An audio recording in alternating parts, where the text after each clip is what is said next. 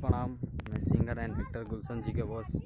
आज फिर हम लोग शूटिंग लेकर आ गए हैं और शूटिंग का लोकेशन है इंद्रपुरी बांध। आप देख सकते हैं वहाँ फुटेज कट रहा है और ये देख सकते हैं कि ये बांध है क्योंकि बहुत काफ़ी धूप है और हम लोग रेती के बीच में हैं क्योंकि चारों तरफ रेत ही रेत है। इधर शूट चल रहा है। फोटो